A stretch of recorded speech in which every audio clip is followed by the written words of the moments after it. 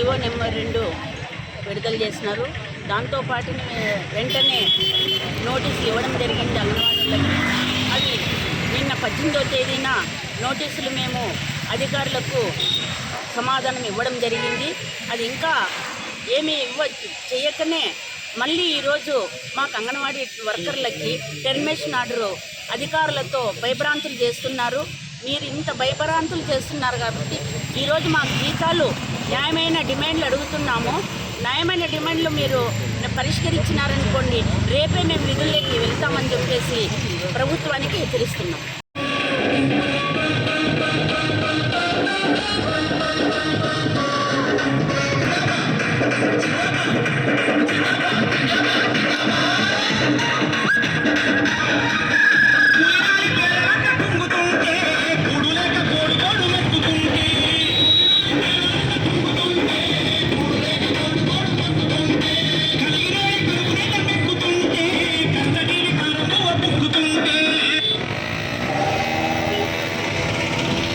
సమ్మె ప్రారంభమై 40 రోజులైంది. ప్రభుత్వం అంగన్వాడీల పట్ల సానుకూలంగా వ్యవహరించకపోగా అనేక రూపాల్లో అంగన్వాడీలపై ఆందోళన పెంచారు. మొదట్లో నోటీసులు, తర్వాత ఎస్మా అన్నారు. ఎస్మా ద్వారా ఇచ్చిన సోకాజ్ నోటీసులకి రిప్లై కూడా పూర్తి అవ్వకనే ఈరోజు మళ్ళీ టెర్మినేషన్ అని చెప్పి అధికారులు అంగన్వాడీలని భయాందోళనకు గురి చేస్తూ ఉన్నారు. ప్రభుత్వం అంగన్వాడీల పట్ల ఎంత కర్కశంగా దుర్మార్గంగా వ్యవహరిస్తోందో ఈ 40 రోజుల్లో ప్రభుత్వం యొక్క నైజం బయటపడింది. అంగన్వాడీలు అడుగుతున్న డిమాండ్ ఏదో ఈరోజు అడుగుతున్నట్టు ప్రభుత్వం వీరిపైన కక్ష కట్టి ఉద్యోగాలు తొలగిస్తామని చెప్పి భయభ్రాంతికి గురి చేయడం అనేది చాలా అన్యాయమైంది. ప్రభుత్వం పునరాలోచన చేయాలని చెప్పి సిఐటిగా మేము డిమాండ్ చేస్తూ ఉన్నాం.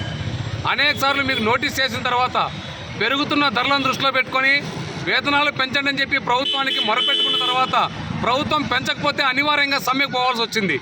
అనివార్యంగా సమ్మెకు పోయిన విషయాన్ని పక్కన పెట్టేసి అంగన్వాడీ సర్వీసుల్ని ఎసెన్షియల్ సర్వీసులుగా మార్చి ఎస్మా ద్వారా అంగన్వాడీ ఉద్యోగాలను పీకేస్తామని చెప్పి భయాందోళనకు గురి చేయడం అనేది ఇది అప్రజాస్వామికమైన చర్య.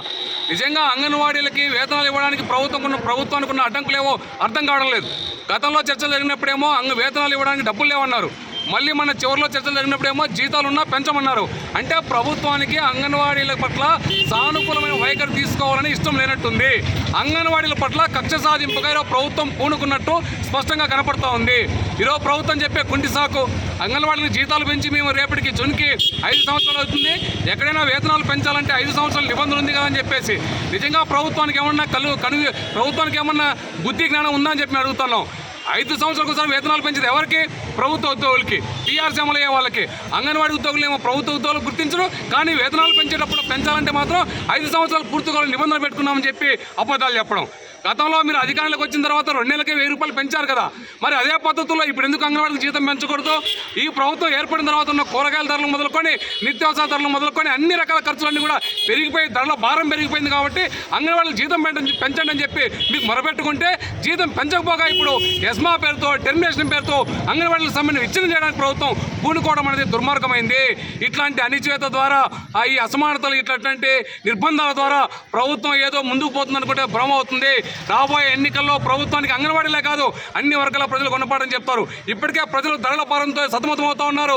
ధరలు పెరిగిపోయి, ఛార్జీలు పెరిగిపోయి, ట్యాక్సులు పెరిగిపోయి ప్రజలు ఇబ్బందులు పడుతూ ఉంటే ప్రజల సంక్షేమాన్ని గాలికి వదిలేసి అంగన్వాడీల్ని, మున్సిపల్ కార్మికుల్ని, సమగ్ర శిక్ష అభియాన్లో పనిచేసే కార్మికుల్ని వాళ్ళ జీతాలు పెంచకుండా రోడ్ల పాలు చేసి ఈ రకంగా ప్రజలు ఇబ్బంది పెడుతున్న ఈ ప్రభుత్వానికి రాబోయే ఎన్నికల్లో గుణపాఠం చెప్పడానికి, రాజకీయంగా ఈ ప్రభుత్వానికి బుద్ధి చెప్పడానికి ప్రజలు సిద్ధంగా ఉన్నారు. అందుకని మేము ప్రభుత్వాన్ని హెచ్చరిస్తూ ఉన్నాం. అంగన్వాడీల పోరాటాన్ని సాగతీయొద్దు, అంగన్వాడీల సహనాన్ని నువ్వు పరీక్షించొద్దు. నిజంగా ఈ ప్రభుత్వం మహిళా సాధికారత ప్రభుత్వమే అయితే మహిళల పట్ల ఈ ప్రభుత్వానికి ఆ రకమైనటువంటి మీరు చెప్పినట్టు విజన్ ఉంటే, ఆ లక్ష్యం మహిళా సాధికారత లక్ష్యం ఈ ప్రభుత్వానికి పూర్తి కావాలనుకుంటే వెంటనే అంగన్వాడీ జీతాలు పెంచండి, వారి న్యాయమైన సమస్యలు పరిష్కారం చేయండి. లేని పక్షంలో రాబోయే రోజుల్లో ఈ ప్రభుత్వానికి పాత్రేయక తప్పదు. సిఐటిగా హెచ్చరిస్తున్నాం. రేపటి దినం సిఐటి ఇతర కార్మిక సంఘాల ఆధ్వర్యంలో రాష్ట్ర వ్యాప్తంగా రాస్తారోకోలు పిలిపించాం. ఇప్పటికైనా సరే ప్రభుత్వం పునరాలోచన చేయాలి. టెర్మినేషన్ పేరుతో అంగన్వాడీలు ఇబ్బందులు పెట్టినా, ఎస్మా పేరుతో భయపెట్టినా ఈ ఉద్యమం మరింత ముందుకు పోతుంది తప్ప ఆగుదనే విషయాన్ని ప్రభుత్వం గుర్తుపెట్టుకోవాలని చెప్పి సిఐటిగా మేము హెచ్చరిస్తా ఉన్నాం.